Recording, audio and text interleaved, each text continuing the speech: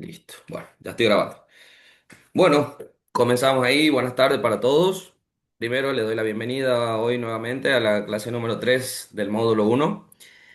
Ahí les comparto pantalla un poquito. Primero que nada, bueno, vi que hay muchos que estuvieron con algunas dudas en cuanto a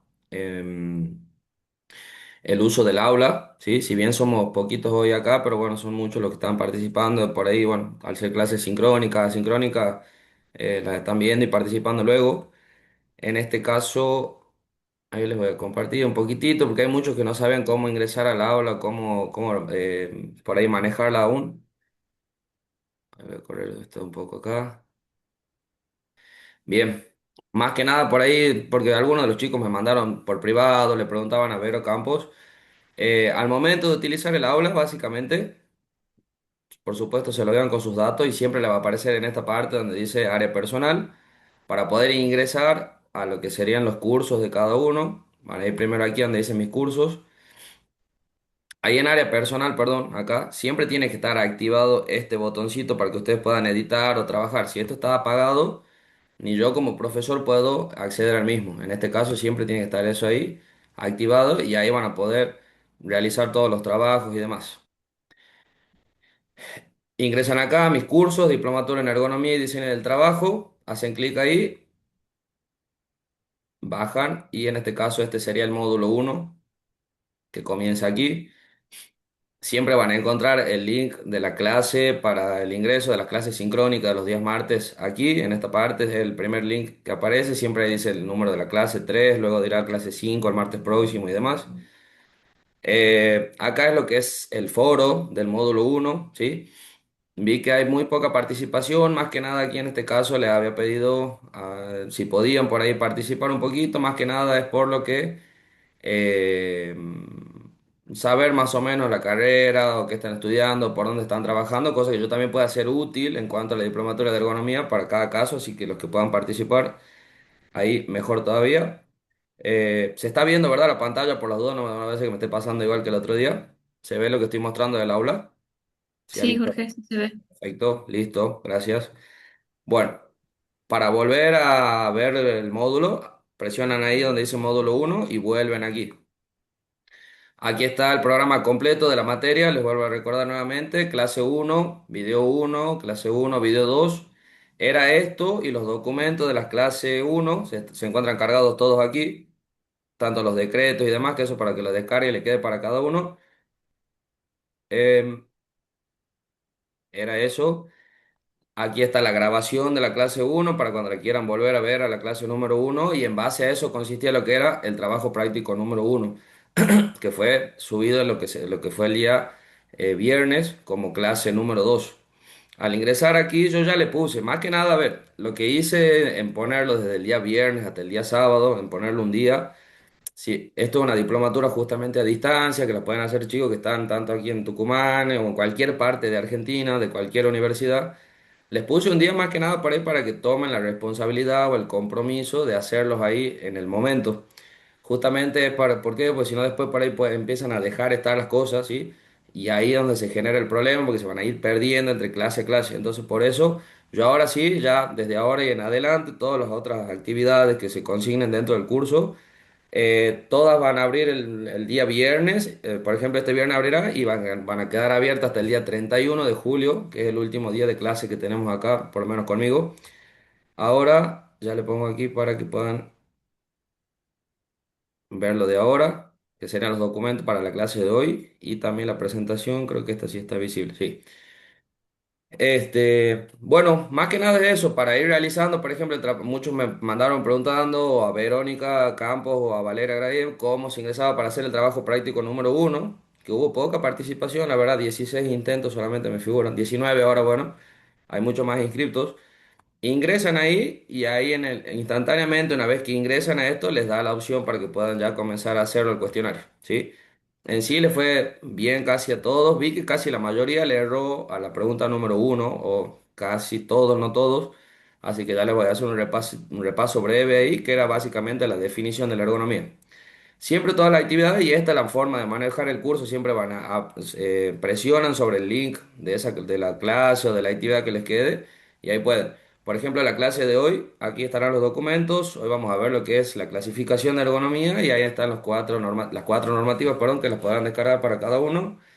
El decreto 49/14, el 658 del 96, la resolución 295 y el protocolo de ergonomía, que es la resolución 886 del 2015. Bueno, eso sería o esa es la forma. Más que nada le repetí ahí, como les digo, somos pocos aquí en el aula, pero hay muchos chicos que por ahí todavía están, incluso se están inscribiendo algunos todavía, porque tienen ahora hasta fin de mes, creo. Pueden ingresar todos, como tienen todo grabado y guardado, van a poder tener todo a su favor aquí. Eh, bueno, ahí tienen para que luego descarguen lo que vamos a ver hoy en la clase. Y aquí está la presentación, que es el PowerPoint, que también les queda para ustedes luego. Eh, vamos ahí, compartir. Jorge, Hola, Maxi, ¿cómo estás? bien, bien, vos ¿Todo bien, amigo? Todo bien. Amigo, ahí ya más o menos le di una también. intro para el tema del aula. Bueno, sí, no Bien. puede ingresar el celular Sí, sí, nomás. sí. Bueno, no hay problema, no hay problema, ¿sí? Ahí les aparece el PowerPoint, la presentación o no. Sí.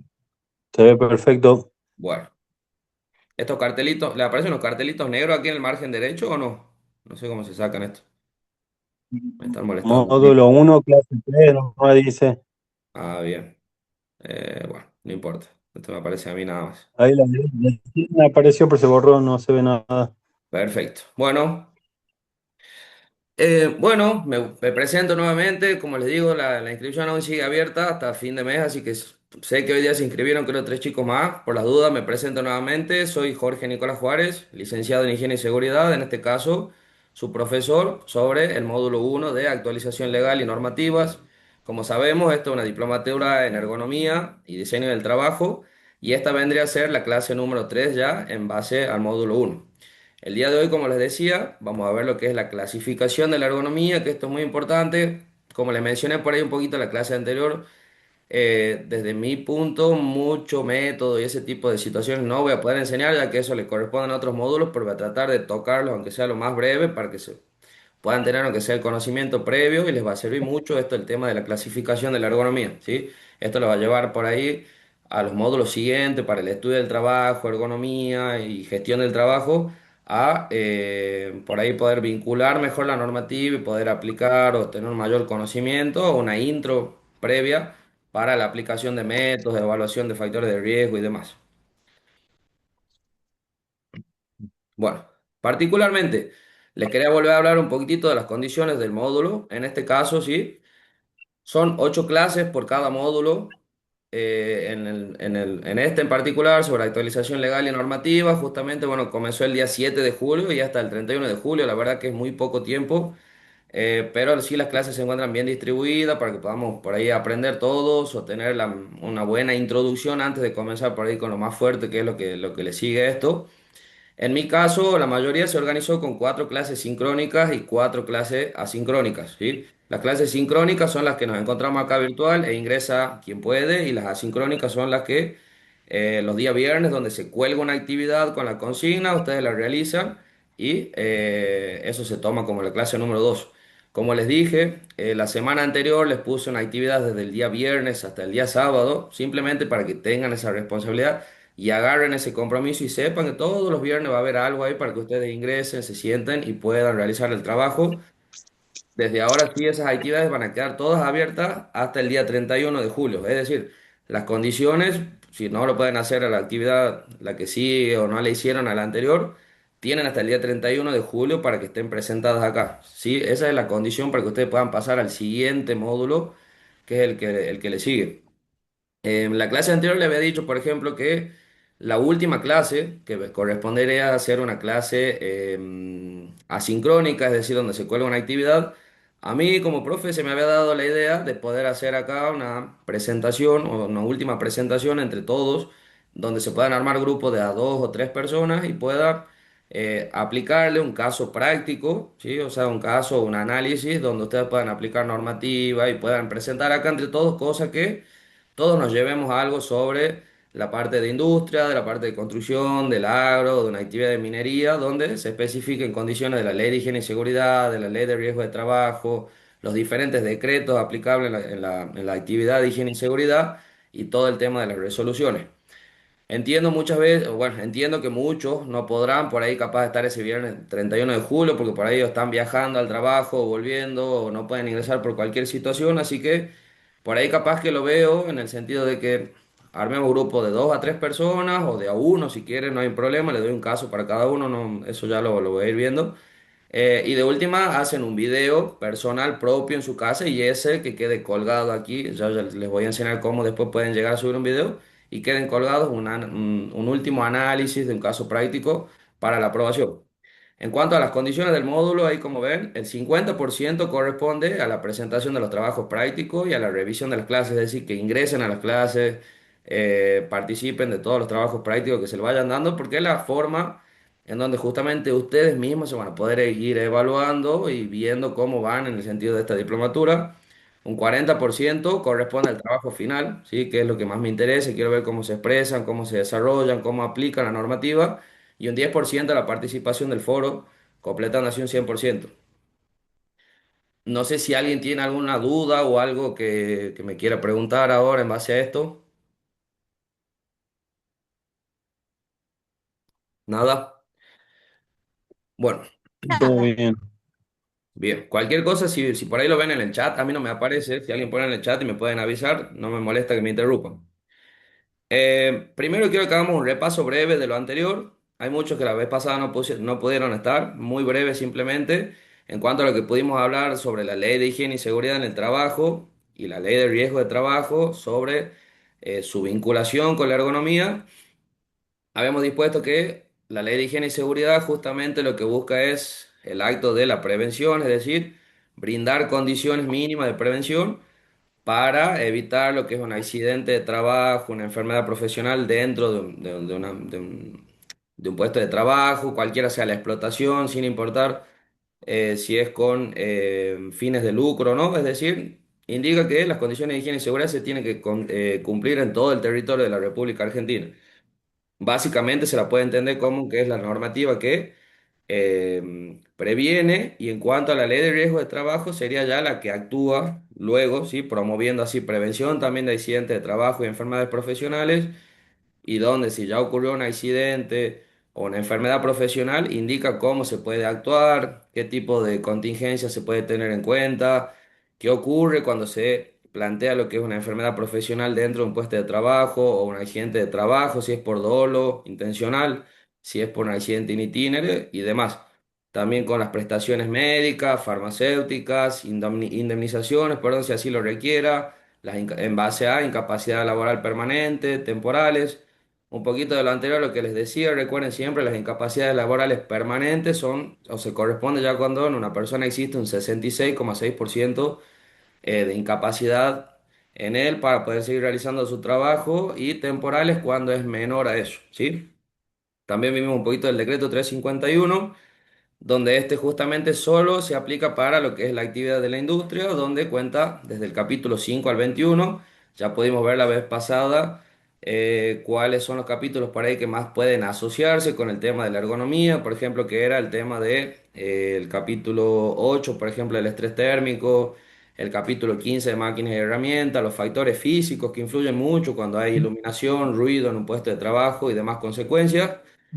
Y por último, el decreto 1338 del 96, que es cómo se establecen los servicios de higiene y seguridad y medicina laboral. Eh, Tal como les dije, aquí la mayoría sé que somos del rubro de higiene y seguridad, licenciadas, técnicas, técnicos, licenciados. Pero sé que hay otros chicos que también son de otras carreras, como así también hay trabajadores de diferentes actividades, entonces por ahí esto le puede por ahí parecer extraño, y por eso es que fue tanta la introducción en cuanto a estas normativas, que son las más regulares en cuanto a higiene y seguridad. De igual manera pienso y me imagino que todos estamos rodeados de estas normativas en todos los tipos y rubros de trabajo, así que me pareció importante que conozcamos bien cómo se establece un servicio de higiene y seguridad, de medicina laboral, cómo prevenir, cómo poder actuar y cuáles son las condiciones para que se pueden aplicar. ¿Sí? Tiene vinculación ergonómica, me imagino ya con la actividad que les di el viernes, tiene mucha vinculación ergonómica con la parte de higiene y seguridad, ya que pueden establecer tal vez una línea, ¿sí? Entre ambas donde se busca justamente prevenir, o sea, buscar que no ocurra, sea el accidente de trabajo, sea la enfermedad profesional o cualquiera de las situaciones. Eh, bueno, en sí, como les decía, particularmente vi en la actividad del día viernes, cuando había hablado yo del tema de ergonomía, ¿sí? Recordemos, ergonomía deriva o la palabra del origen griego, ergón, ¿sí? Apunta a lo que es el trabajo y nomos, a lo que se le puede llamar una ley o una ciencia o una disciplina.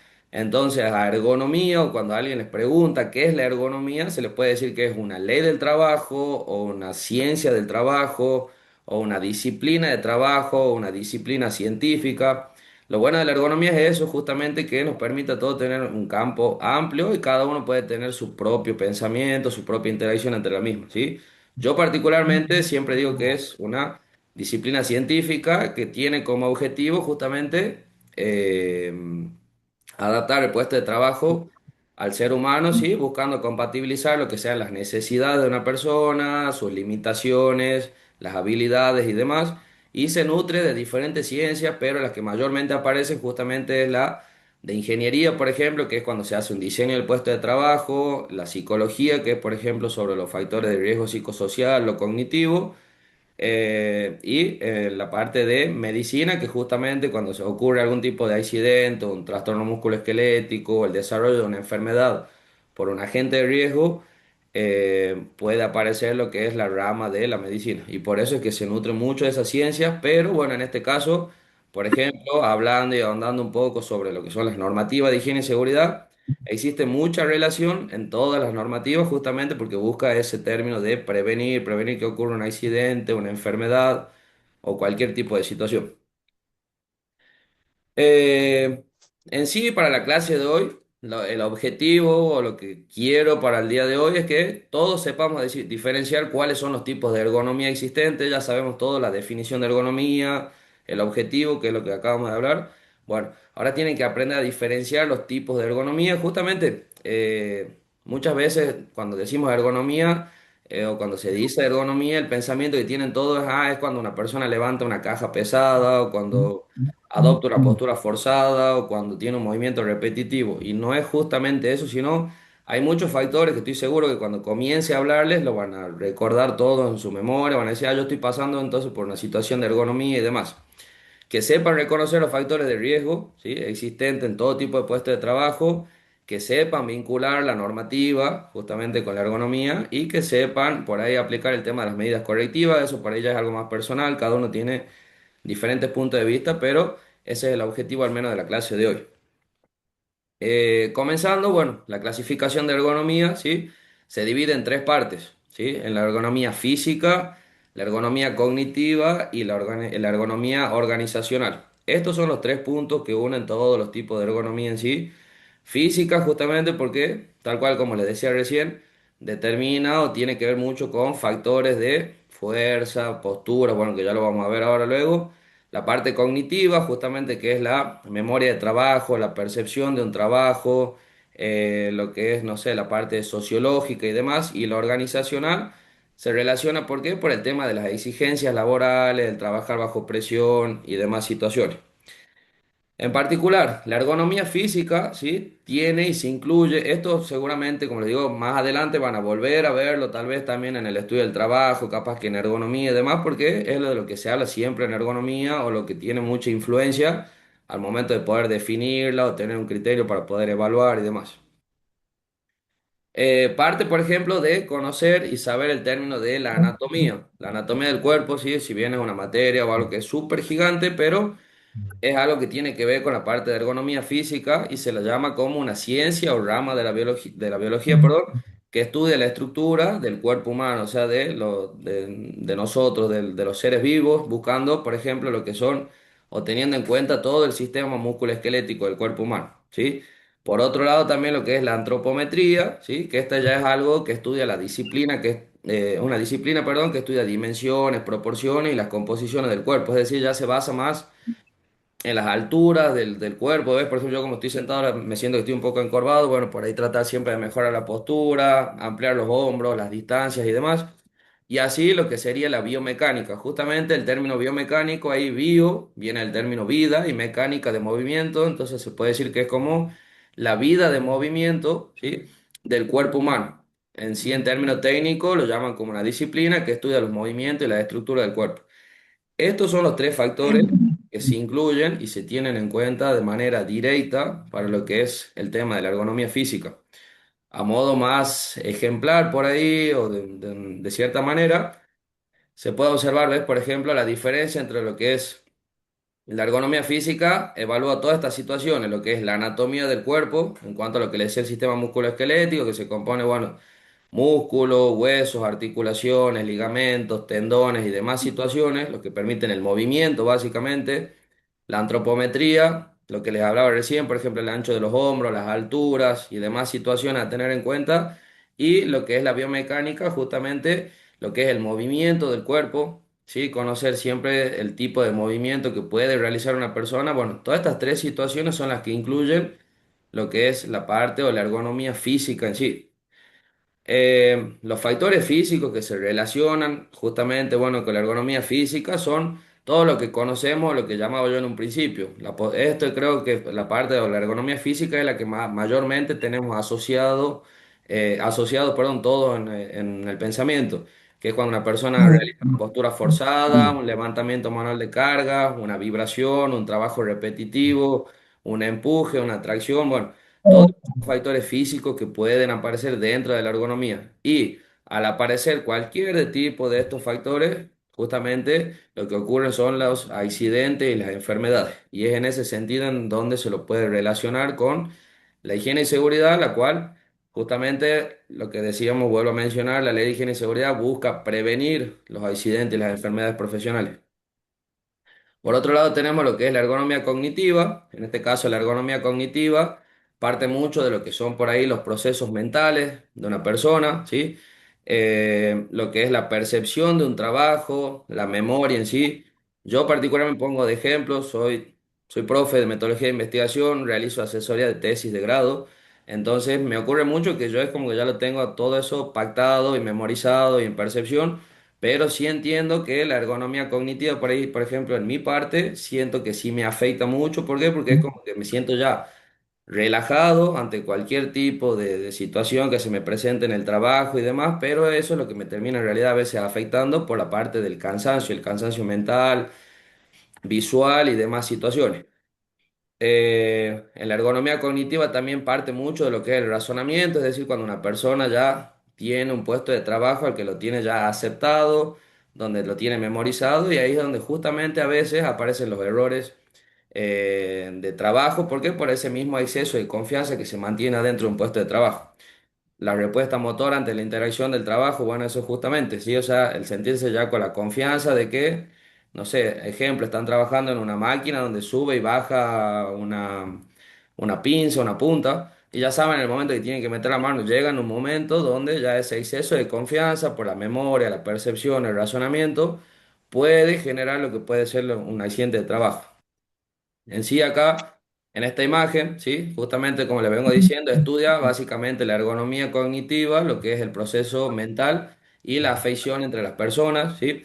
Cuando hablamos de los procesos mentales, parte de lo que es la percepción, la atención, la memoria, el aprendizaje, es decir, todo eso es lo que parte de la ergonomía cognitiva y puede llegar a afectar cuando existe una costumbre intermedia mediante lo mismo, bueno, justamente en la interacción entre la persona y el sistema, tal como el ejemplo que les daba recién. Los factores que influyen es eso, la complejidad a veces de la tarea, la cantidad de tiempo que una persona se encuentra en el lugar, el estrés, la fatiga que ya presenta cualquier tipo de trabajo cuando es en horarios excesivos, que de manera frecuente.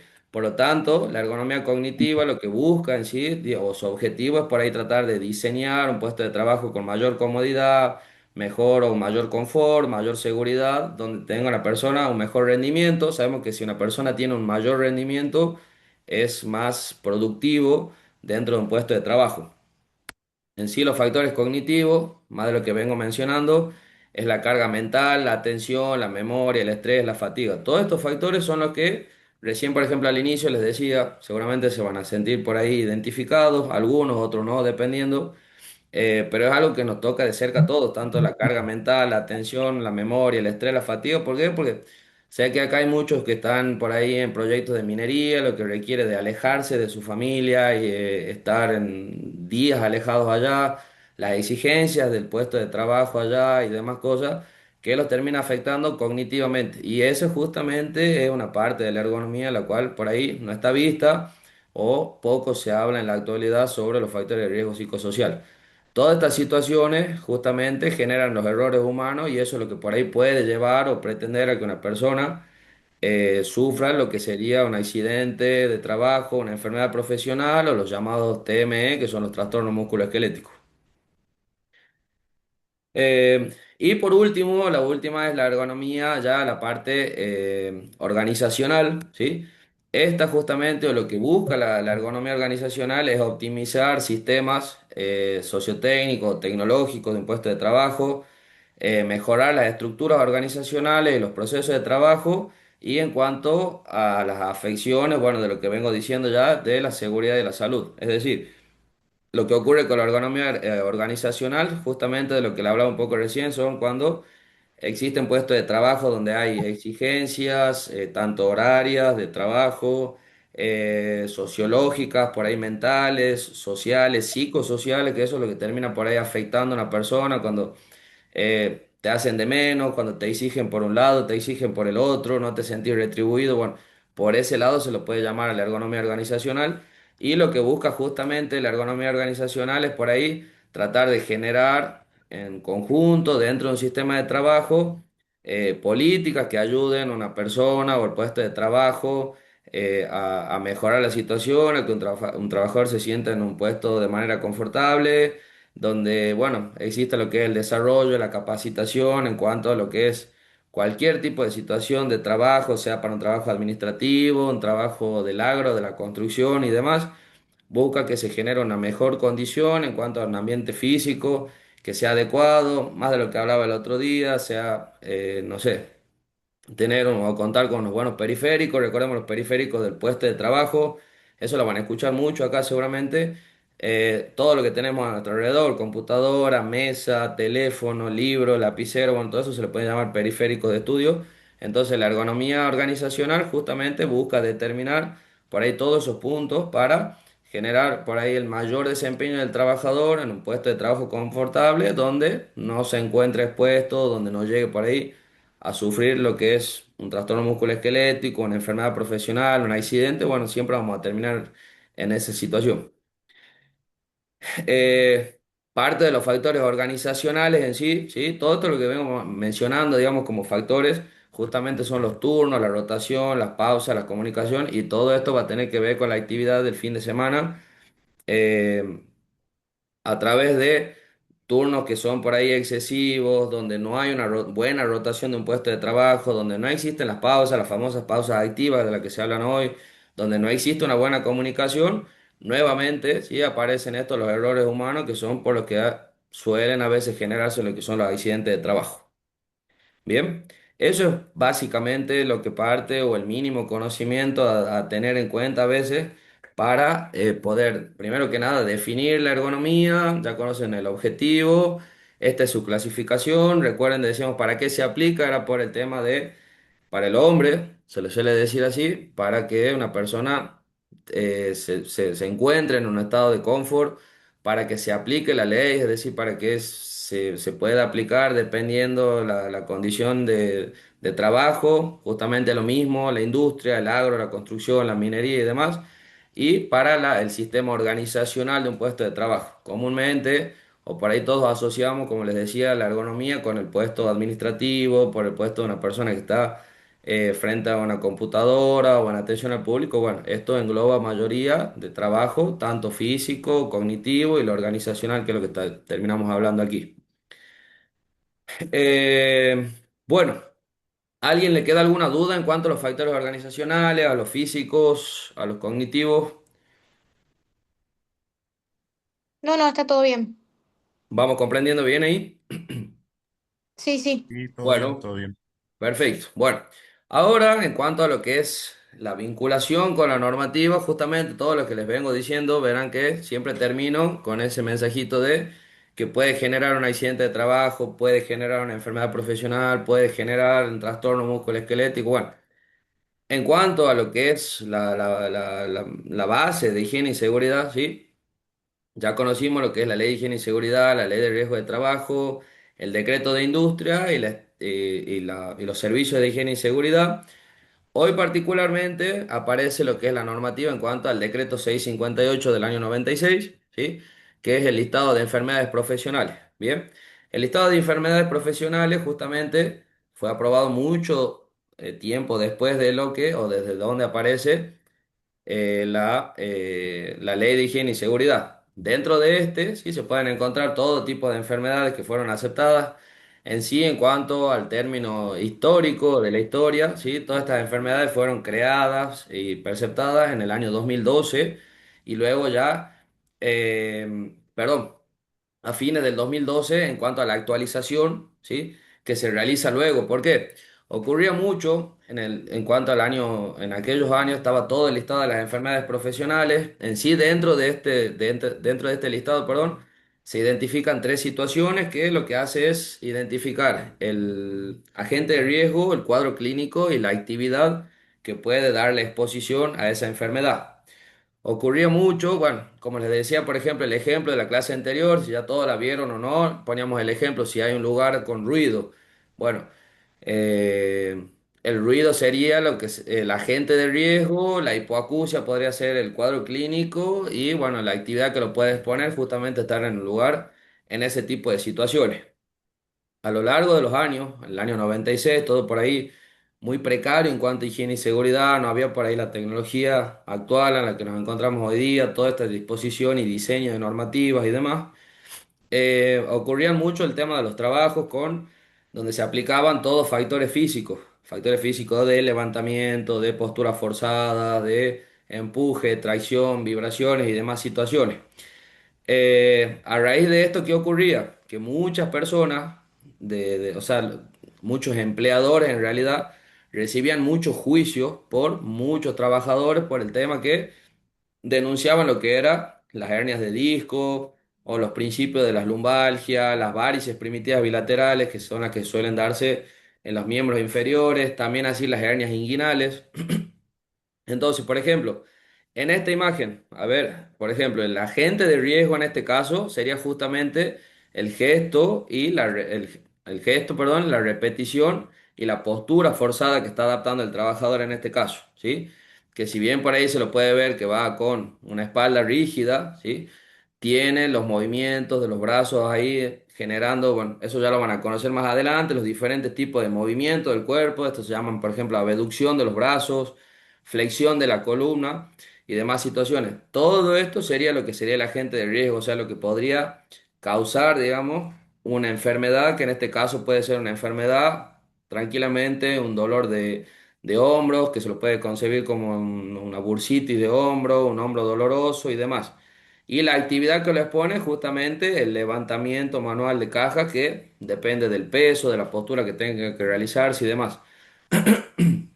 Como les decía, muchas de los trabajadores, ¿sí? Generaban muchos juicios a los empleadores y es por eso que de tantos juicios de todos los años, eso es lo que quise decir hace un rato, a fin del año 2012 se crearon o se comenzaron a estipular estas enfermedades y en el año 2014 se crea el decreto 49/14, que es básicamente el que lo actualiza al listado de enfermedades profesionales, ¿sí?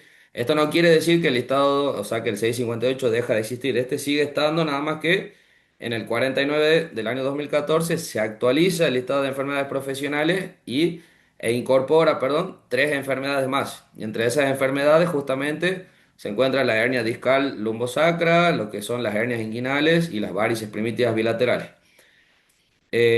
También así se aplican dentro del decreto 49 del año 2014 tablas con las variaciones de incapacidades. Se modificaron mucho por ahí los porcentajes de lo que son las incapacidades y demás.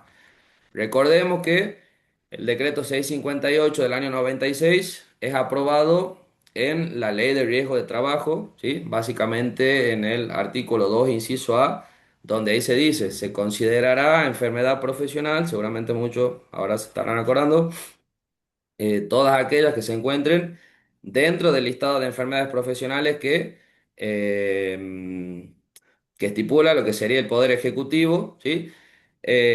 Y bueno, ¿qué ocurre? Ocurre por ahí en diversas situaciones que si un trabajador siente que se da una enfermedad profesional la cual no se encuentra dentro del listado, lo que hace es justamente denunciar esta ante la ART, ¿sí? Ante la aseguradora de riesgo de trabajo, y a partir de eso se hace una que sería una junta médica o una comisión médica, las cuales van a poder determinar si la existencia de esta enfermedad es causada o no es causada por lo que sería el puesto de trabajo. En sí, la idea es que en base al listado de enfermedades profesionales entendamos, digamos, que no es algo que no es una obligación de la empresa contar con este tipo de situaciones, ¿sí? Pero sí es obligación de un empleador justamente y del trabajador, tanto del empleador, como les decía la vez pasada, hacer saber las obligaciones de un puesto de trabajo y el empleador cumplirlas y saber que puede denunciar en el caso de que estas ocurran. Eh, en cuanto al decreto 49/14, además de esas tres enfermedades, justamente, también salen cada una con su agente de riesgo, su cuadro clínico, su actividad de que le da la exposición o que puede generar esto. Y estas también son sumadas, que ya es lo que vamos a ver ahora en proximidad, lo que sería el protocolo de ergonomía perteneciente a la resolución 886 del año 2015. Claro, por este lado, ¿alguna duda o consulta en cuanto a los decretos? Algo que les quede ahí?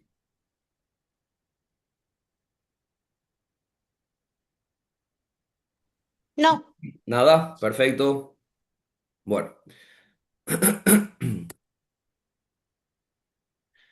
bueno, en cuanto al protocolo de ergonomía, justo como les decía recién, pertenece a lo que es la resolución 886 del año 2015, particularmente en el artículo 1 de esta resolución, dice que el protocolo de ergonomía es una herramienta básica para la prevención de TME, ¿sí? Básicamente de los trastornos musculoesqueléticos y de las enfermedades que se encuentran listadas en el artículo 1. Así lo van a encontrar o así lo van a leer. Cuando habla de esas enfermedades del artículo 1, son estas tres enfermedades que pertenecen al decreto 49 del 2014, ¿sí? Hernia discal, lumbosacra, hernia inguinal y las varices primitivas bilaterales. Como les decía brevemente, ¿no? Era que estas enfermedades las denunciaban o generaban mucho juicio los trabajadores y es por eso que la terminan declarando como enfermedad profesional para que se puedan hacer mayores evaluaciones por ahí y evitar esa cantidad de juicios.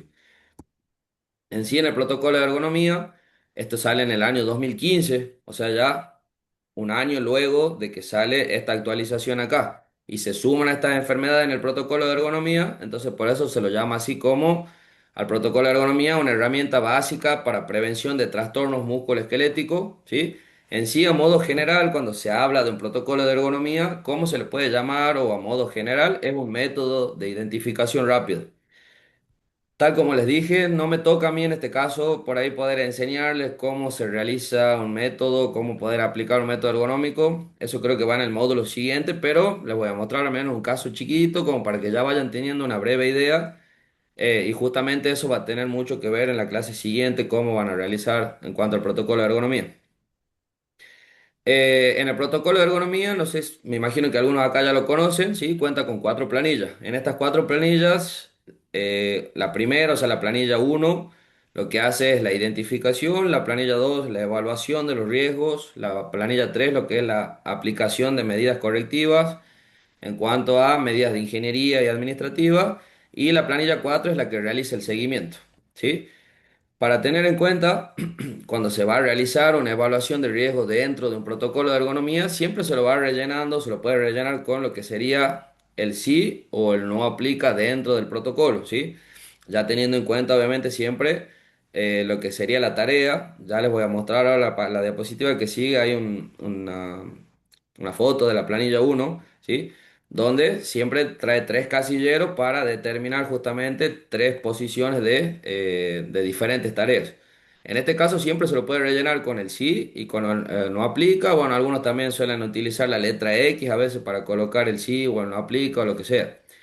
Eh, Cuando se realiza un protocolo de ergonomía, siempre se realiza, o en su posibilidad, a cada trabajador cuando se realizan actividades distintas. Por ejemplo, si se requiere de un protocolo de ergonomía en no sé, en una obra, donde lado izquierdo hay una oficina administrativa, bueno, en ese caso se requiere hacer una planilla para el trabajador que está dentro de la oficina y una para el que está dentro del sector de la construcción o a los trabajadores que están en la construcción. De lo contrario, se hace un análisis a modo general en cantidad para todos los trabajadores. Como les decía, se rellena siempre con el sí no aplica, dependiendo de la identificación del agente de riesgo. Ya en este caso, cuando se empieza a tornar la ergonomía o la evaluación del protocolo de ergonomía, tiene que ver mucho con los factores de ergonomía de la parte física.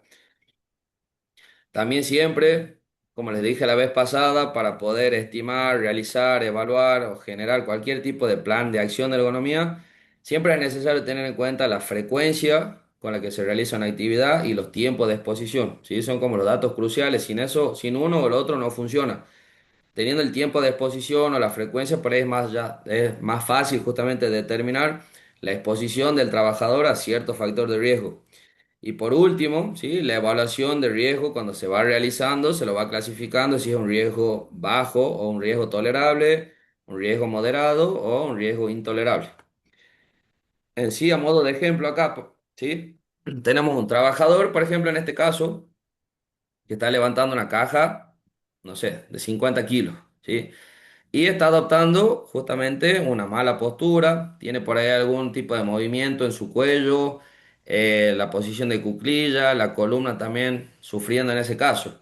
El protocolo de ergonomía, esto sería lo que es la planilla número uno. Bien, recordemos que para poder firmar un protocolo de ergonomía, sí o sí se requiere o tiene que ser un trabajador entrenado o con la especialidad, es decir, hay que tener la especialidad en ergonomía para poder firmar el mismo. No obstante, cualquiera puede hacer la evaluación siempre y cuando exista una persona que pueda tener la firma.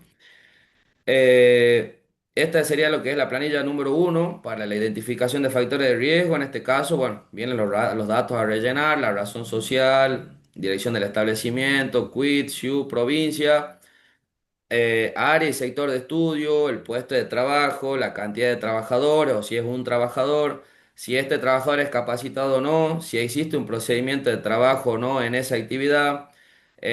Si, bueno, en esos casos, cuando es algo a presentarse, va con el nombre de la persona. Si tiene una manifestación temprana de algún síntoma relacionado con alguno de los agentes y dónde se ubica ese síntoma.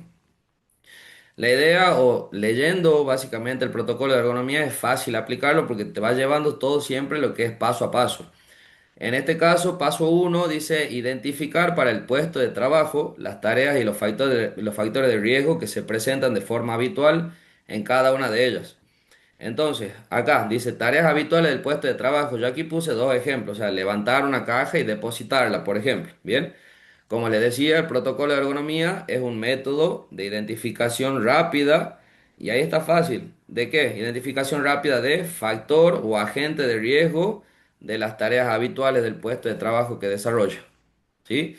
Entonces, en este caso, lo que les decía en la diapositiva anterior, que se puede ir rellenando, por ejemplo, con el sí no aplica. En este caso, solamente yo les puse el ejemplo, ya lo vemos ahí en la postura forzada, ¿sí? Pero ustedes siempre, la idea es que dispongan de una tarea y a partir de ella comiencen a preguntarse, ¿sí? Si aplica o no aplica esta tarea, por ejemplo, para el levantamiento manual de carga. En este caso, obviamente, sería que sí ahí, nada más que, bueno, yo le puse solamente un ejemplo de la postura. Empuja o arrastra esa caja, la verdad es que no la está empujando ni la está arrastrando, simplemente la está levantando. Entonces, por ejemplo, ahí sería no aplica. La transporta, al parecer sí. ¿Tiene bipedestación? Bueno, la bipedestación, por si alguno lo conoce, no lo conoce, justamente ahí cuando aparece el decreto 49 del año 2014, cuando habla de la enfermedad de varices primitivas bilaterales, dice que la causa es estar en posición de pie de manera prolongada y a eso se le llama bipedestación, es decir, estar parado con justamente bipedestación, con las dos piernas. Y existen cuatro tipos de bipedestación, que tenemos la bipedestación nula, la bipedestación estática, perdón, restringida, la bipedestación con carga y con calor. Bueno, por si alguno no conocía el término de bipedestación, hace referencia a eso, que comúnmente suele darse por ahí en trabajadores de carnicería, en policías, siempre en mujeres es más prevalente por disposición por ahí de embarazo y de otras situaciones y demás. Movimiento, en este caso, podemos decir, por ejemplo, no aplica, movimiento repetitivo no aplica, postura forzada, bueno, ahí sí se lo ve al trabajador que está sufriendo mucho en este caso. Entonces, por ejemplo, ponen que sí primero, ¿sí? O sea, le identifican esa tarea. Y continúan, ¿tiene vibraciones? No, confort térmico, bueno, salvo que tenga una caldera o un horno cerca, si no, no aplica. Y luego está el estrés de contacto, para los que no conocen, el estrés de contacto es cuando se da una situación de trabajo donde se mantiene apoyado algún filo o algún objeto sobre alguna parte de nuestro cuerpo que nos termina afectando. Por ejemplo, no sé, estar apoyando los brazos todo el día en lo que sería un escritorio. ¿Sí? Ocurre que después levantamos el brazo y tenemos la marca ahí. Bueno, eso al generar molestia en los tejidos ya se entiende que comienza a hacer daño en el sistema musculoesquelético y ya por eso es que se lo considera como un factor físico de la ergonomía. En este caso, por ejemplo, la levanta la caja. Siempre, como le decía, lo ideal es tener en cuenta la frecuencia y el tiempo de exposición. En este caso, vamos a ir más fácil, ¿sí? Podemos decir que hace 45 levantamientos dentro de una hora, ¿sí? Donde hace un levantamiento por minuto. Entonces, ¿qué quiere decir? Que en 45 minutos justamente va a ser 45 levantamientos manuales de carga. Bien, en este caso me apunté ahí por identificarlo al factor de riesgo de postura forzada. En este caso aquí se vuelve a hacer lo mismo, se comienza primero a hacer una evaluación chica, con el sí no aplica, ¿sí? Eso ya es un término mío, por ahí capaz, luego con otra profesora más adelante le puede distribuir de otra manera, o decirle, no sé, con otra letra o evaluarlo de otra manera. Yo particularmente siempre identifico con sí no aplica y una vez que lo tengo identificado, paso a evaluar justamente lo que les había dicho ahí, que sería el tiempo de exposición, que eso es lo más importante. Bien. Entonces, por ejemplo, determinando que una persona demora 45 minutos para levantar una caja, quiere decir que también, por ejemplo, para ya dejarla, obviamente esto es siendo muy generoso, si esto no debe ser ni 0,2, 3 o 4 segundos por cada levantamiento, digamos que hace un minuto también para depositarla a la caja. ¿Qué quiere decir? Que esto me lleva a mí a un tiempo aproximado de 90 minutos. Y eso es lo que se rellena acá, donde marca el tiempo total de exposición al factor de riesgo. Bien.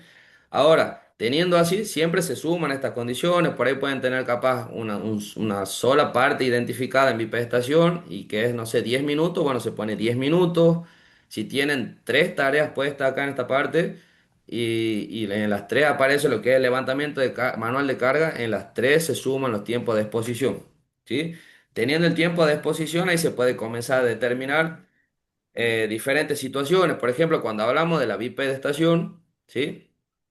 Siempre se dice que para que se considere una bipedestación, la persona, por ejemplo, tiene que estar parada durante, dependiendo si es con bipedestación prolonga, 2 horas, ¿no te restringida, dice la claro, resolución? exactamente, ¿sí? Son 2 horas o más, ¿sí? Siempre y cuando se considere que la Sin persona... posibilidad de moverse la persona. Exactamente, sin posibilidad de moverse, es decir, o por ahí, por ejemplo, un puesto de carnicería, un trabajador que comúnmente se mantiene en un ángulo de 1 metro por 1,5. Bien, y se mueve ahí solamente. Esa puede ser por ahí por una bipedestación con deambulación restringida, donde se dirige, va y se dispone por lo que sería 100 metros durante tiempo aproximado de 3 horas durante la jornada laboral. Eso es lo que le indica así el decreto 49/14. Entonces, si esto, por ejemplo, te dice que una bipedestación puede estar presente cuando una persona está 2 horas o más, si acá nosotros decimos, bueno, a ver, sí, lo queremos evaluar la bipedestación, pero hay únicamente, no sé, 15 minutos, y ya de entrada vamos sabiendo básicamente que no hay bipedestación en ese caso. Sí o sí, lo mínimo es 2 horas.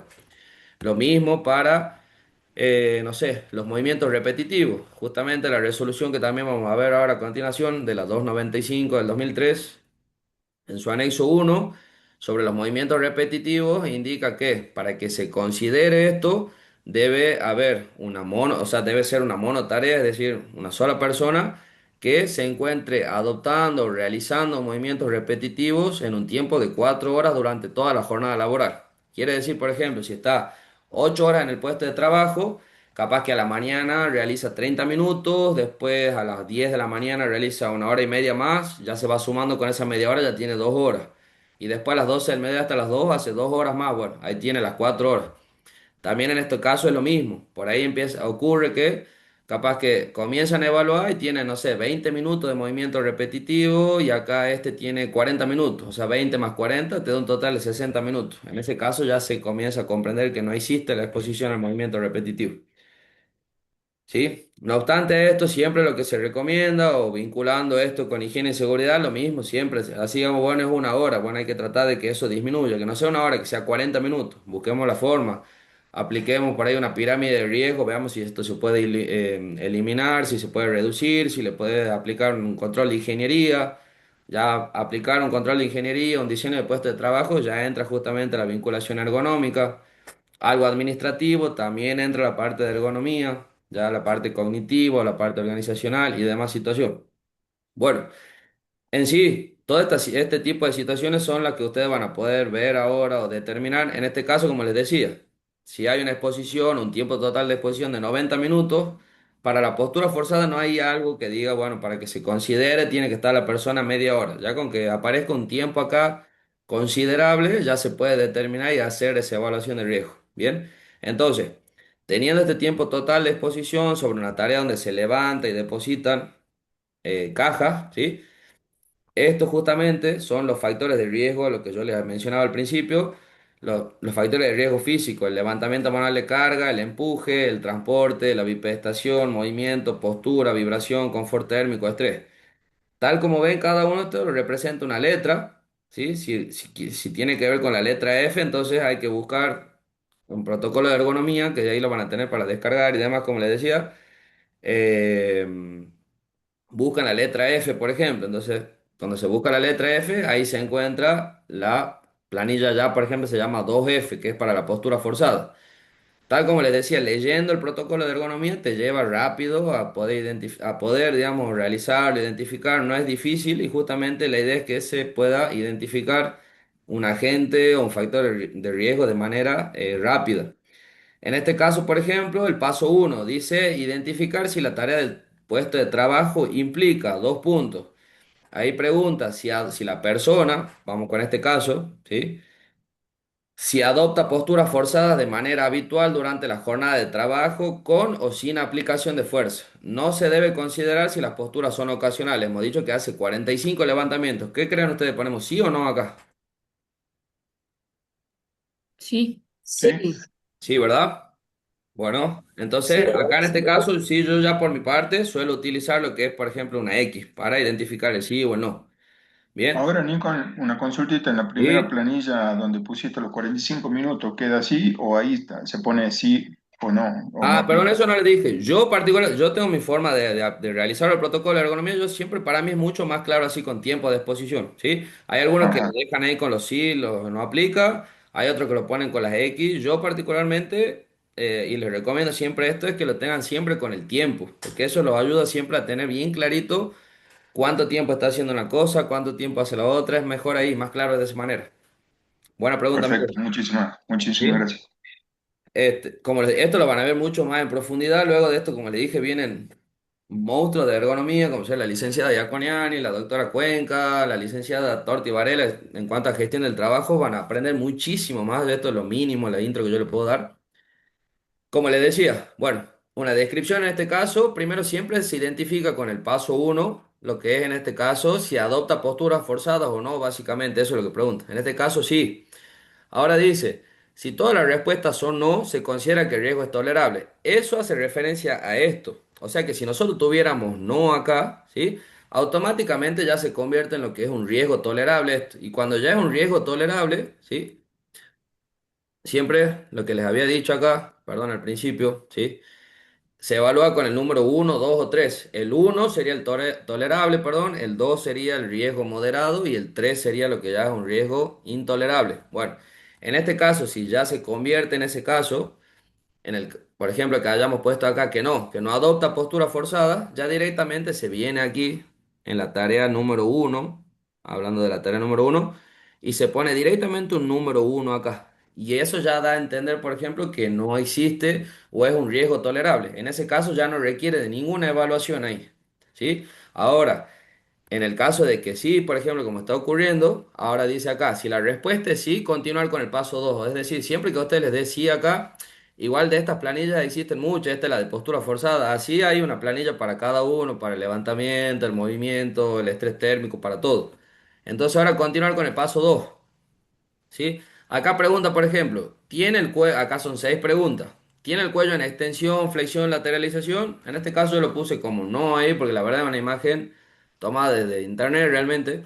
¿Sí? Así que le puse como que no está haciendo ningún tipo de movimiento con el cuello.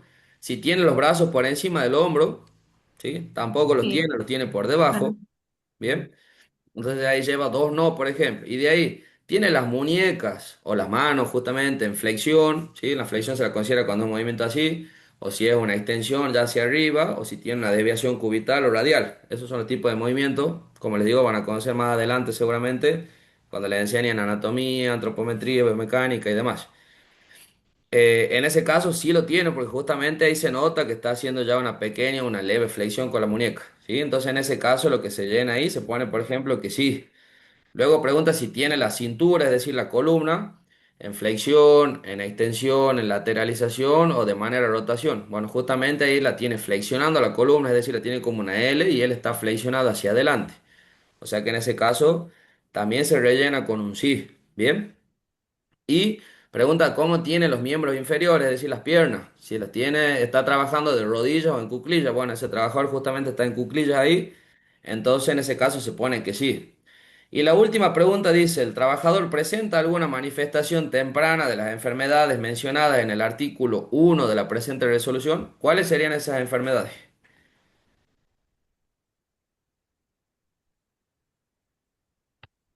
¿Qué es lo que venía hablando yo? Sí, puede ser una hernia discal. Exactamente, ¿sí? La que les vengo hablando. Son tres, recuerden, 49/14. Hernia discal lumbosacra, Varices. hernia inguinal o crural se le llama y lo que son las varices primitivas bilaterales. Eso es lo que pregunta ahí, si el trabajador tiene algún síntoma. Que puede ser, a ver, si es una hernia capaz que no es una hernia de disco, es una lumbalgia, todo por ahí, ¿sí? La lumbalgia, recordemos, es un término doloroso en lo que es la parte baja de la columna, ¿sí? Ya al tener algún síntoma que le duele o que la persona no se puede parar de manera rígida o que no sé, le agarran hormigón en las piernas, en ese caso hay que tenerlo en cuenta ese trabajador, ¿sí? Al hacer el estudio. En el caso de que sea que no, justamente yo lo puse para no ahora creo. Sí, yo lo puse para no. Bien. En este caso nos quedan repartidas tres y tres respuestas para cada uno. O sea, tres para sí y tres para no. Entonces se considera, ¿sí? De las 6 preguntas, la mitad representa un 50%. Bien, es decir, tres sí y tres no. En ese caso, cuando es hasta un 50%, perdón, vuelvo ahí. Se rellenaría, por ejemplo, con un número 2. Y eso es lo que nos ayudaría a identificar que es un riesgo ya moderado.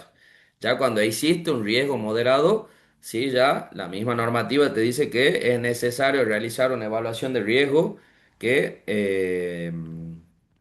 con mayor profundidad. Y ahí es cuando aparecen por ahí ya las evaluaciones con los métodos ergonómicos, que creo que es lo que más nos gusta o nos interesa a todos por ahí, sí, el tema de los métodos. Eh, ¿Cuándo iría, por ejemplo, el número 3? Si tuviéramos acá, si yo hubiese puesto una X aquí en esta parte, ¿sí? En ese caso ya tendríamos, por ejemplo, 4 sí y 2 no. O sea que ahí ya superaría el 50% de estas respuestas.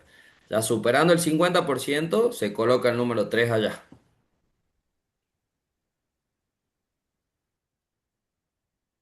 ¿Entendido? Mm. Sí, Jorge, clarísimo. Bueno, eso es Sí, para ahí, cuando Jorge, sería para ambas tareas el nivel de riesgo 2. claro, bueno, y ahí está. Muy buena la pregunta de Gerardo ahí.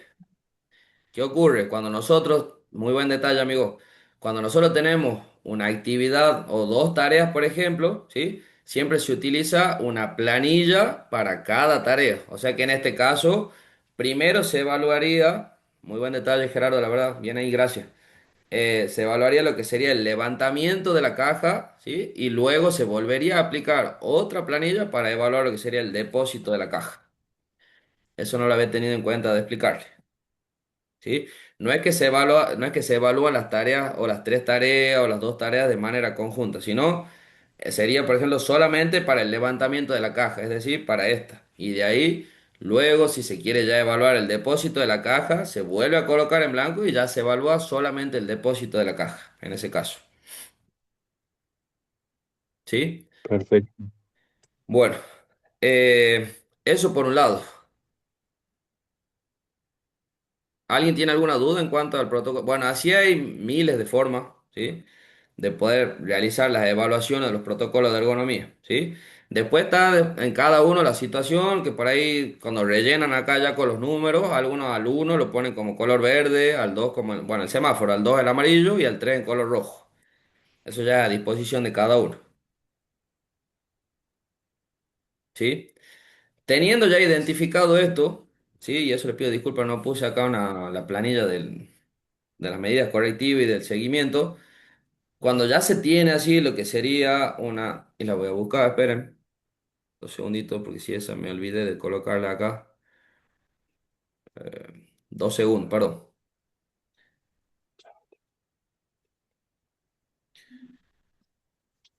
Todos.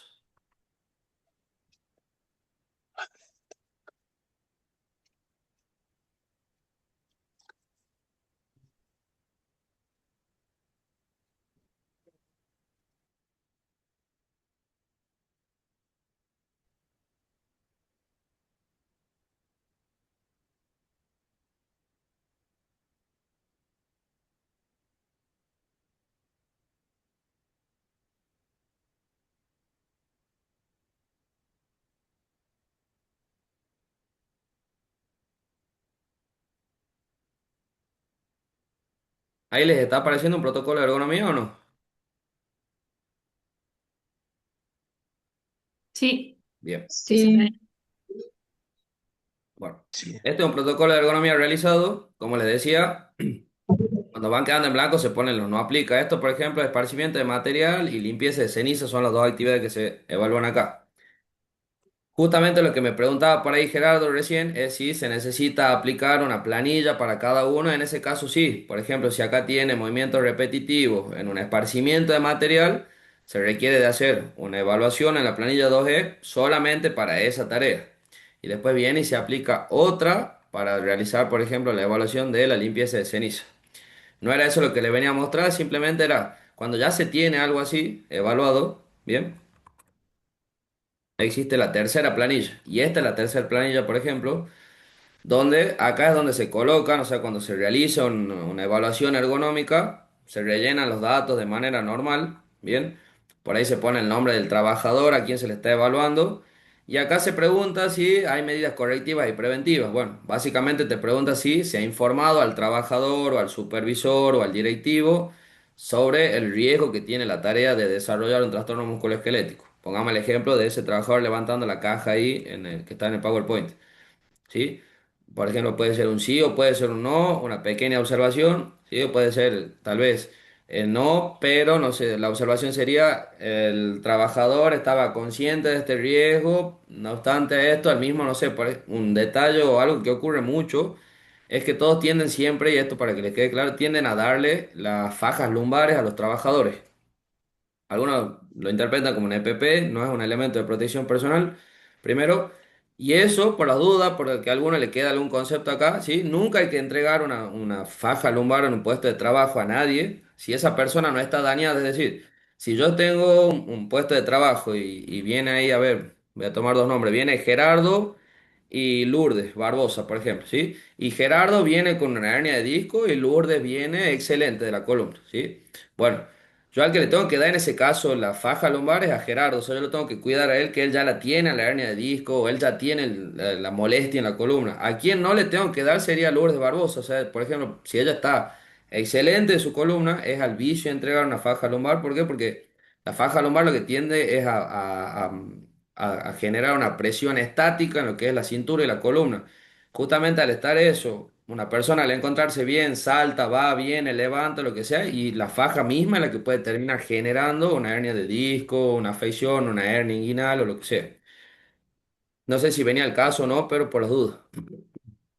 Luego, bueno, otra de las preguntas acá es si se ha capacitado a los trabajadores sobre la identificación de síntomas relacionados con desarrollo de trastorno, básicamente si los capacitan o no los capacitan a los trabajadores y si se ha capacitado sobre algún procedimiento o alguna situación. Cuando se realiza bueno, el protocolo de ergonomía, se coloca acá con X, por ejemplo, sí o no, si es que desean una observación.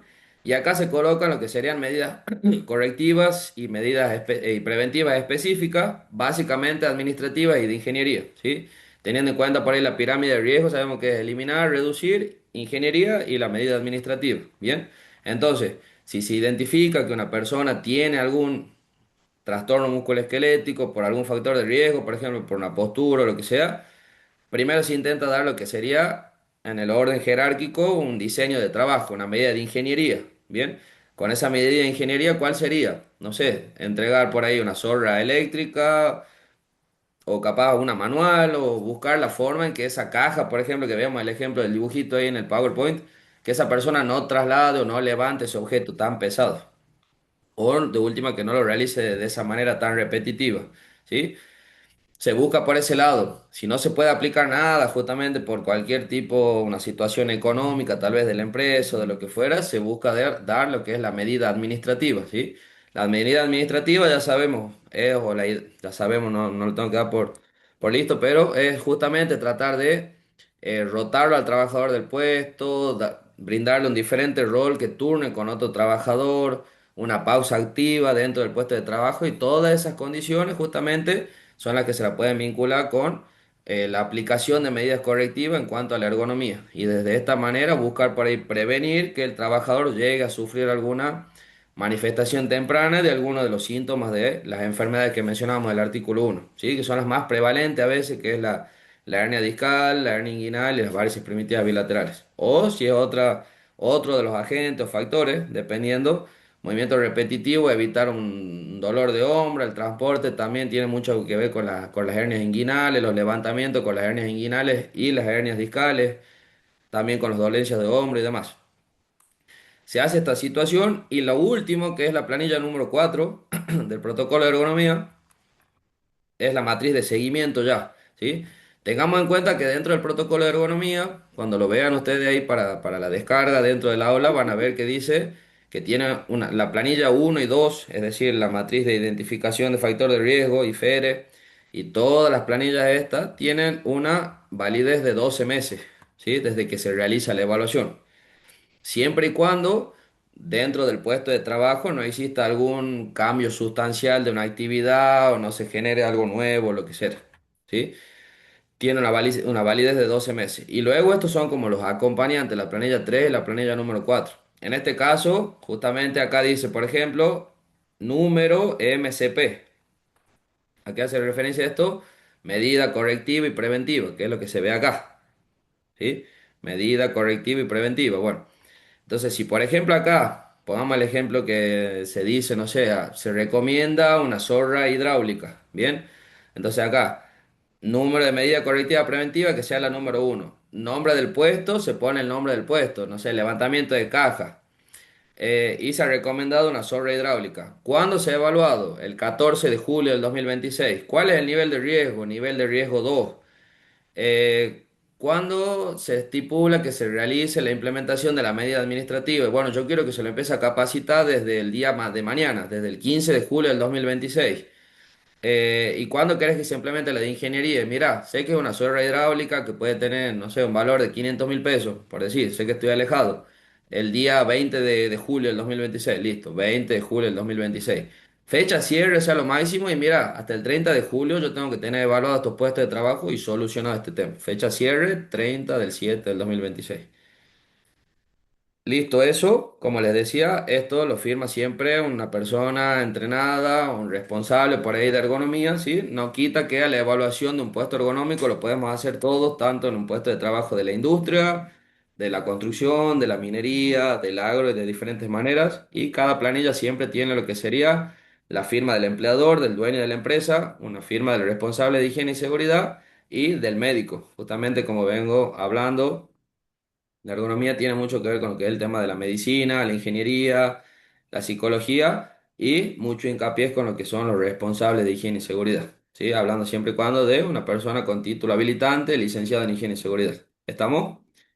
Eso sería cómo se evalúa por ahí un puesto de trabajo. No sé si alguien tiene alguna duda o alguna situación por ahí de que no haya entendido.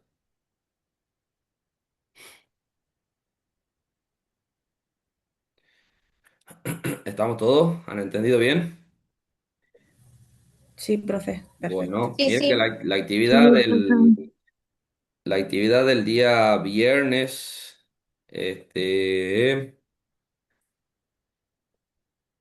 tiene mucho que ver con esto, ¿sí? Recuerden ahí como les mostraba, el 50% de la aprobación de los trabajos prácticos, por eso traten de preguntar, sacarse cualquier duda. ¿Sí? Va a haber un marco teórico bien básico el día viernes con influencia de un caso de análisis, es decir, les voy a poner un caso de un puesto de trabajo donde ustedes van a tener que ver la forma de aplicar la resolución 886 y cómo emplear lo que les estoy para explicar ahora, la resolución 295 y relacionar con una enfermedad profesional. Mariano levantó la mano, a ver, Mariano, ¿Qué tal, Jorge? Buenas ¿cómo noches. Bueno, estamos? espero que ande todo bien. Te hago un par de consultas ahí que me fui anotando. Dale. Por un lado, a ver, de esto, a ver, yo lo que tomé nota es la matriz principal, la que mostraste, ahí sí vas listando todas las actividades Ajá. eh, y sus factores de riesgo correspondientes. Y después en cada una, o sea, ahí sí pones todas las Ahí voy, levantar, ahí. depositar y las tareas que fuesen. Y Ujú. después sí, en el resto de las plantillas que mostraste en el otro archivo, ahí sí vas individualizando por una manera o evaluando cada tarea, ¿verdad? ¿Estoy en lo Exactamente. correcto? Ah, Exactamente. perfecto, bien. ¿Sí? Excelente, de Siempre se, 10. siempre se va evaluando cada una, justamente por eso es que el protocolo trae las letras acá, ¿sí? Sí, Esta sería la planilla uno y de ahí tenemos nosotros planilla dos a 2b 2c 2d 2, y bueno, y siempre se va evaluando cada una. Dependiendo de la cantidad bien. de actividades, si por ejemplo yo acá hubiese identificado otra tarea más X ahí de ejemplo y tenía las tres, la planilla 2F se aplica tres veces, ¿sí? O sea, Perfecto, bien. uno para la Dale, planilla, bien. para la tarea uno, otro para la tarea 2 y otra para la tarea 3. Por eso cuando ustedes entran, Sí, perdón, no sé si ustedes lo pueden ver ahí, pero cada planilla arriba siempre les pregunta cuál es el área del sector de estudio y la tarea, qué número de tareas es, si es tarea uno, si es tarea 2 o es tarea 3. perfecto. Jorge, bien. La otra, para que te tiro. ¿Sí? Bueno, la vigencia, tomé nota, es de 12 meses que tiene eso, así que anualmente hay que hacer esta matriz de análisis de Es riesgo. así. El SEI, que lo hace un especialista en ergonomía, tengo una consulta. ¿El seguimiento a esas medidas correctivas y preventivas también lo tiene que hacer un especialista en ergonomía o, por ejemplo, lo puede hacer, no sé, el responsable de higiene y seguridad Sí, de X empresa que no es experto en ergonomía? claro, no, si eso sí se lo puede hacer ya el responsable porque vos ahí ya controla justamente el factor, digamos, o sea, la medida correctiva. Excelente. Bueno, listo, joya. Ahí ya la controlas Eh, vos a la medida correctiva, como responsable. todo claro. Buenísimo. Bien. Ahora sí, gracias. Bueno, no, no, está bien, está bien. Cualquiera que tenga dudas, lo bueno es que se vayan ahí, nos saquemos las dudas entre todos. Una consulta, ¿Sí? especialista en ergonomía, ¿qué sería lo que hay que estudiar? Mira, Yo soy aquí licenciada en higiene y seguridad, pero me quedó esa duda que bien, desde siempre. perfecto. Bueno, un gusto, Camila, sí. Eh, Acá en Argentina solamente existen dos provincias que tienen la especialidad en ergonomía, ¿sí? Una es la UTN de Buenos Aires, que se encuentra en Pacheco, donde la especialización en ergonomía tiene un año y medio, bien, de duración. Y después está la especialización en ergonomía en la Facultad de Ergonomía de Mendoza, se llama FADE, ¿sí? Facultad de Ergonomía de Mendoza. En esos dos lugares vos podés hacer la especialización. La especialización obviamente ya te da muchas más herramientas para que vos puedas o ya te construyas como un ergónomo en sí. Esto justamente es una diplomatura, la cual no tiene el alcance de la especialización, pero sí tiene lo que sería el conjunto del de cómo poder evaluar un puesto de riesgo y poder ampliar lo que es el campo profesional. En el sentido que Ok. a todos estos, o sea, estén trabajando, no estemos trabajando, a todos nos sirve de diversas maneras. Justamente son 30 horas por cada módulo, es decir, tiene un total de 120 horas, de horas cátedra, se le puede llamar así, las cuales nos sirve a todos para currículum, para poder justamente realizar evaluación de riesgo en puestos de trabajo y demás. Lo que sí a veces no se puede concluir justamente es la firma, porque eso sí se necesita un ergónomo en sí, el título de ergónomo o especialista en ergónomo. Esa es más o menos la diferencia en que se puede determinar la diplomatura con la especialización, por ejemplo. ¿Sí? Perfecto. Esta diplomatura, saben todos, bueno, es de acá de la UTN, FRT de San Miguel de Tucumán, ¿sí? ¿Cuál es la idea o lo que se está hablando mucho? Al parecer es que la diplomatura, la especialización en ergonomía el año que viene, o lo que quieren, es que esté acá en la UTN de San Miguel de Tucumán, para que sea presencial y también de manera virtual. ¿Sí? Entonces, esto también les va a dar mucho aval, va a facilitar muchas cosas, ¿sí?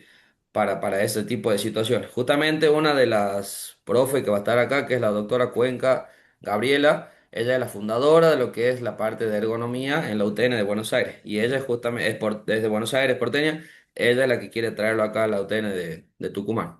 Seríamos la tercera universidad a nivel nacional. Para que lo tengan en cuenta, pero sería a partir obviamente del año que viene, 2027. Claro. ¿Sí?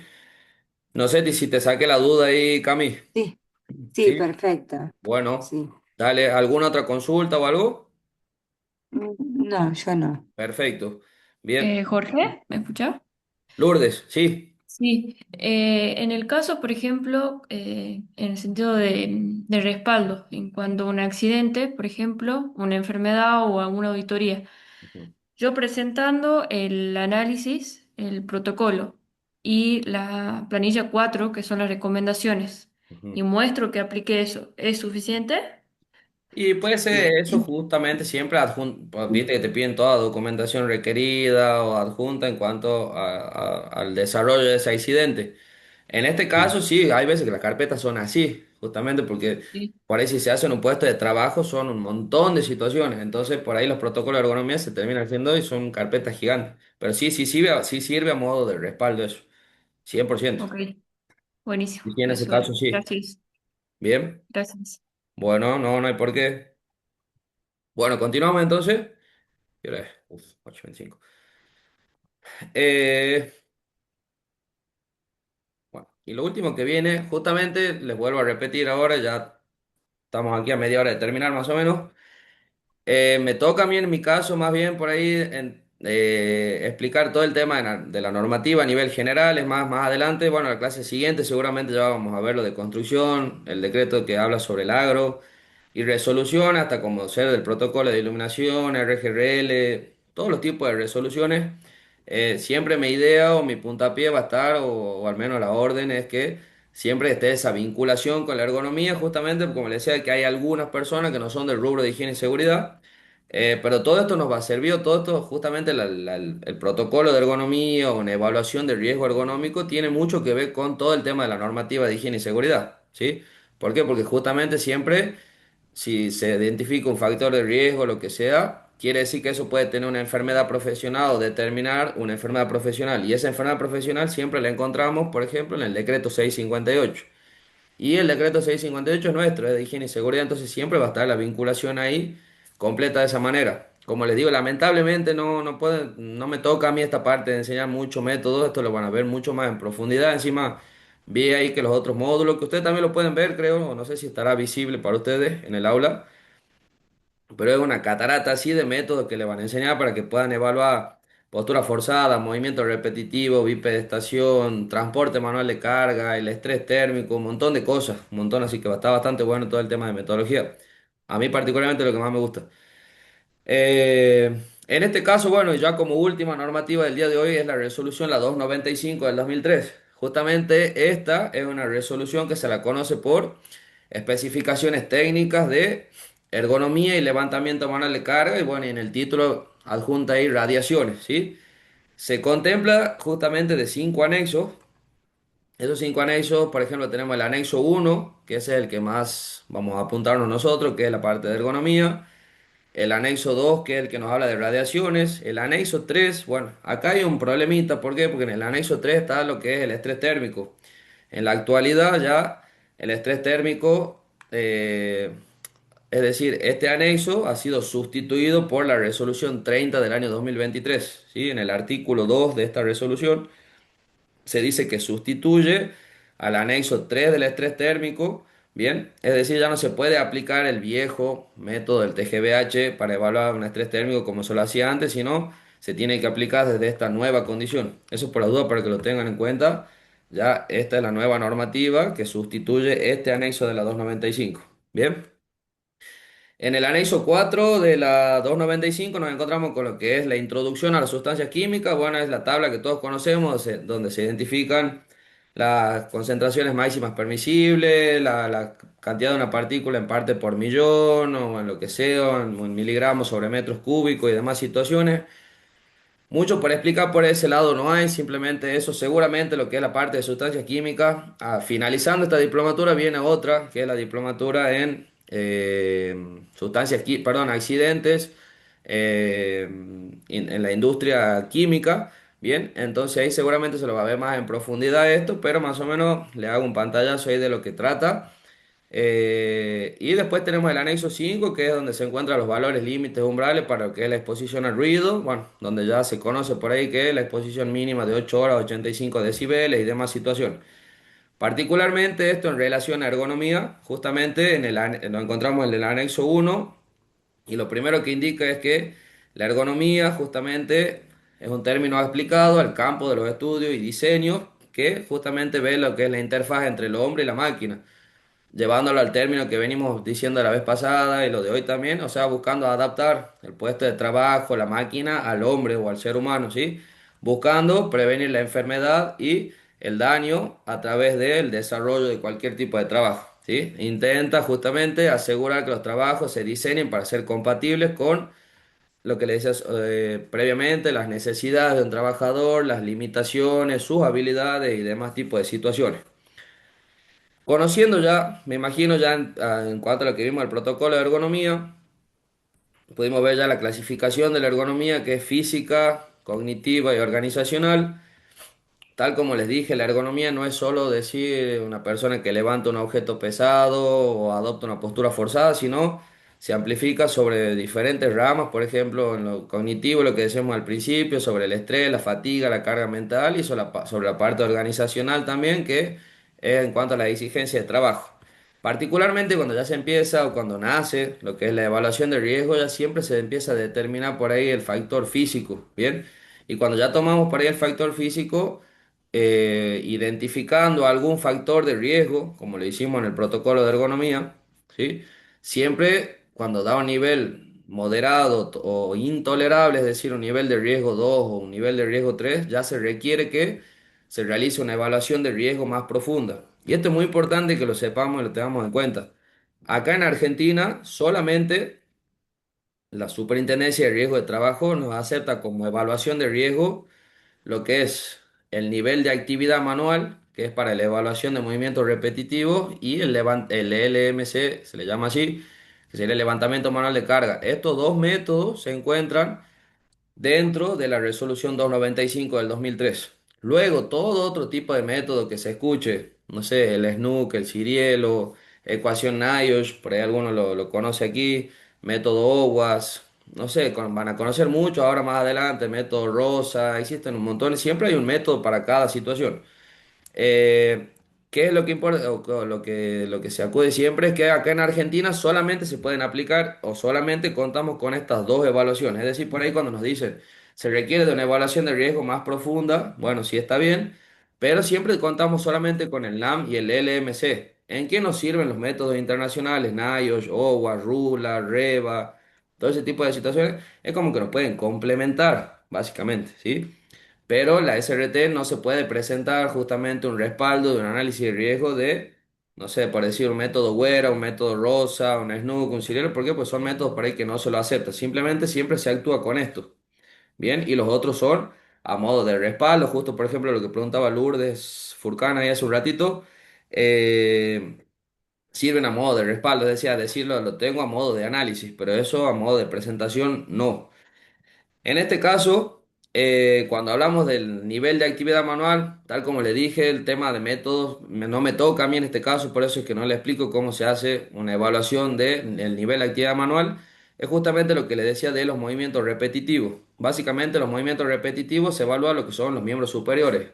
brazos, codos, antebrazos, muñecas, manos, incluye todo lo que serían las extremidades superiores solamente, que son las que por ahí siempre se encuentran en la disposición del movimiento repetitivo. Así seguramente en la parte del estudio del trabajo, más adelante les van a enseñar, les van a comentar cómo se hace un diagrama bimanual, van a conocer cómo se hace un cursograma analítico, que son las formas siempre de, como les vengo diciendo, o sea, lo ideal siempre es tener el tiempo de exposición y la frecuencia de un puesto de trabajo. Es con eso con lo que se puede estimar de manera clara. Por eso existen todos estos diagramas bimanual, cursograma, eso está, por ejemplo, en la parte de estudio del trabajo. Eso va a ser una herramienta muy importante. ¿Por qué? Porque eso es lo que nos permite a nosotros siempre identificar, por ejemplo, para movimientos repetitivos de miembros superiores, específicamente cuál es el movimiento que realiza una persona. Por ejemplo, yo enseñando acá, no sé, toco la tecla de escape, agarro el mouse, luego levanto la compu, la bajo, imprimo una hoja, vuelvo acá, hablo, prendo la cámara y apago. Bueno, y esa actividad con un diagrama bimanual o con un cursograma o sea, permite identificar específicamente cuántas veces hago yo ese tipo de movimiento, con qué frecuencia lo realizo, y ya teniendo una frecuencia, una exposición, un trabajo, un tiempo de exposición, se juntan esto y esos son los que nos dan o nos permite por ahí obtener los resultados de manera fácil. En este caso, la resolución 295 del 2003, como les digo, nos va a permitir siempre, y es lo que permite justamente la Superintendencia de Riesgo de Trabajo, evaluar lo que es la fuerza pico normalizada y lo que es el nivel de actividad manual. Cuando hablamos del nivel de actividad manual, es justamente cuando determinamos la frecuencia, ¿sí? Y el ciclo de ocupación de un puesto de trabajo. Y en cuanto a la fuerza de pico normalizada, es la que nos permite a nosotros identificar por ahí cuál es el grado de esfuerzo que realiza una persona, ¿sí? Entonces, por ahí, teniendo en cuenta que existe una X actividad donde existe un grado de esfuerzo fuerte, ¿sí? Que se lo puede tomar, por ejemplo, con un, perdón que no me ande el mouse, ahí está, con un número 6, por ejemplo, ¿sí? Se marcan las líneas y si existe un nivel de actividad manual, es decir, cuando se cruza, esto lo van a aprender mucho más adelante, pero lo tengo que enseñar así o explicar por lo menos un poquitito. Y cuando nivel de actividad manual, es decir, cuando la actividad, la exposición y la frecuencia sea alta, ¿sí? Por ejemplo, un 6 también, estos datos se cruzan, se marcan entre líneas así justamente, y esto da, por ejemplo, acá en una zona de peligro de trastorno musculoesquelético. Con este cuadrito, así tan sencillo, es con lo que en toda la eternidad en Argentina se pudo identificar cómo si una persona está, si está debajo de esta línea de puntos, se encuentra en una zona de control. Si está acá entre la línea de puntos y la línea pintada, se encuentra en zona de seguridad, es decir, es como que está ahí, tres movimientos más y se expone. Y de arriba de la línea ya se lo considera a la persona con un peligro de trastorno musculoesquelético. Bueno. Para eso nos sirve el nivel de actividad manual, justamente para esclarecer por ahí el tipo de movimiento que hace una persona, la frecuencia y la exposición que tiene. Mediante eso se obtiene un número, ¿sí? Y luego se estima lo que es por ahí el grado de peligrosidad de eso. Obteniendo esos dos datos se pueden cruzar los datos en esta tabla y ahí determinar si una persona se expone o no se expone por ahí a lo que es un movimiento repetitivo, ¿sí? Este cuadrito también lo van a ver seguramente ahí cuando les enseñen a hacer esta metodología, ¿bien? Y acá es donde se van a acordar tal vez de esta clase cuando yo les hablaba sobre el ciclo de ocupación. Justamente el ciclo de ocupación es como la parte principal del estudio. Ahí como ven tiene números, de 20 a 40, 40 a 60, 60 a 80. Imagínense si existe una alta exposición o un alto grado de frecuencia y de ocupación en cuanto a un movimiento, se puede ir a un número alto, o sea, una ocupación de un trabajador de manera alta. Estableciendo eso y en el tiempo que lo hace la persona, por ejemplo en 0,5 segundos, se pueden cruzar los datos y de esa manera es como se obtienen por ahí lo que serían los niveles de actividad manual. Con eso se determina lo que es un movimiento repetitivo. Tengamos en cuenta justamente y lean ahí el anexo 1 que ya está ahí justamente ahora en el aula para que la descarguen a la resolución 295 del 2003. Vean ahí y entiendan cuando dice ahí, por ejemplo, que los movimientos repetitivos se consideran cuando es un trabajo de monotarea, donde se realiza durante 4 horas o más en el total del día o en el total dentro de una actividad. ¿Sí? Tanto para en lo que sería el nivel de actividad manual, o sea, para el NAM, como para el LMC, siempre existen y hay especificaciones previas antes que te indican cuándo considerar, o sea, cómo considerar si una persona está adoptando un movimiento repetitivo. Por ejemplo, si yo veo una persona que cada 10 minutos corre la mano, es muy difícil que genere esa persona un movimiento repetitivo, justamente ¿por qué? Porque no está generando ningún tipo de esfuerzo, ni de fricción, ni alguna molestia en el tendón, ni nada. Ahora, llevado, no sé, a una chica que trabaja o un chico en una caja de súper, donde está continuamente con el brazo, ¿sí? Haciendo movimientos de aducción, abducción, flexionan el codo, se dan la vuelta, cobran, ¿sí? Tienen ahí en ese caso sí se puede considerar un movimiento repetitivo. Y siempre parte de la cantidad de horas. ¿Sí? De la cantidad de horas de exposición. Como le digo, en cada método, esto es solamente el anexo uno de la 295 del que ustedes tienen que ver, que está al inicio de la normativa. Ahí explica justamente esto que es de las 4 horas que tienen que ser durante todo el día, consideradas como monotarea, o sea, de una sola actividad que realiza una sola persona. Bien, y ahí también siempre se brindan estrategias de control y demás situaciones. Seguido de lo que es el nivel de actividad manual, se van a encontrar ahí también con el levantamiento manual de carga, o sea, con el LMC. Básicamente se dice, para calcular un levantamiento manual de carga de una persona, bien, siempre se tiene en cuenta que la persona esté en este tipo de postura. Ya van a conocer seguramente más adelante, se llama un plano sagital, que es cuando yo observo a una persona desde un perfil, desde un costado, ¿sí?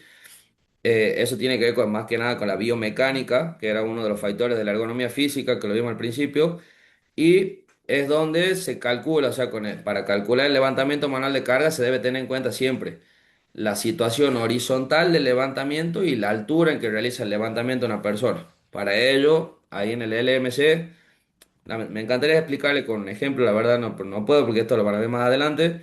Se van a encontrar con tres tablas, ¿sí? Y en esas tablas se va justamente de nuevo, vuelvo a lo del principio, se establece mediante la cantidad, la frecuencia de levantamiento que se realiza y el tiempo de exposición en que lo realiza, ¿sí?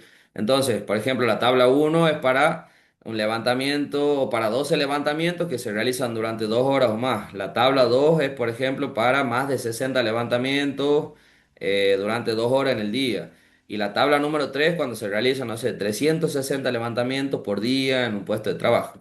Ahí se selecciona la tabla que uno crea más conveniente, de acuerdo a la actividad que uno conoce, y ahí se establecen lo que son por ahí los cruces de los datos. En cuanto a la situación horizontal del levantamiento, de esa situación horizontal se le llama esto, al punto medio entre el tobillo de una persona y la situación horizontal que une la carga o el peso que está realizando esa persona con lo que sería el punto medio de los tobillos, ¿sí?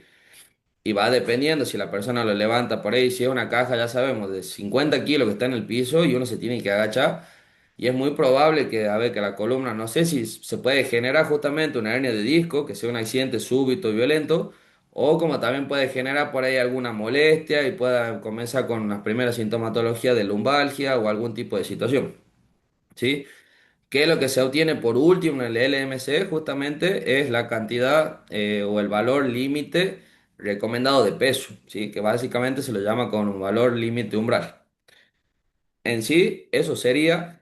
¿En qué va a consistir básicamente la actividad de este viernes? Es darle un caso, un análisis, van a tener un marco teórico ahí subido para la clase. Y donde va a haber una ejemplificación de un protocolo de ergonomía, van a tener que identificar, obviamente en el caso clínico va a decir el tiempo de exposición o lo que fuera, van a poner el tiempo de exposición y van a identificar cuál es el factor de riesgo al que se expone esa persona, al que yo le pongo en el caso clínico. Teniendo eso, van a decir, bueno, a ver, eso se puede evaluar con el método NAM o con el LMC. ¿O qué se puede hacer más eso? Se puede aplicar simplemente con una medida administrativa, con un diseño de trabajo, una medida de ingeniería. Y teniendo eso, ¿sí? ¿Qué enfermedad puede causar? Bien, determinando qué enfermedad puede causar y van a decir si corresponde al decreto 658, al 49 o si no corresponde. Y si no corresponde, ¿qué puedo hacer? O sea, si no es una enfermedad profesional, ¿qué hace el trabajador? La denuncia ante el RT y a una comisión médica, una junta médica. Y en esa comisión médica, si no la determinan acá en Buenos Aires, se dice, bueno, sí, ¿es causa laboral o no es causa laboral? Estamos,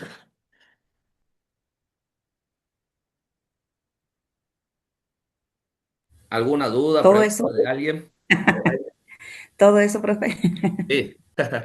Es que es para que podamos, porque sí, encima es muy poquito, son 8 clases. Mira, y ahora me vuelvo a quedar con tiempo. La vez pasada me quedo con 10, ahora con 20, 18. Eh, Nada, ese es el contenido que tenía para hoy día, pero son poquitas clases justamente, entonces tengo que tratar de poner lo que más pueda por cada una, digamos. ¿Sí?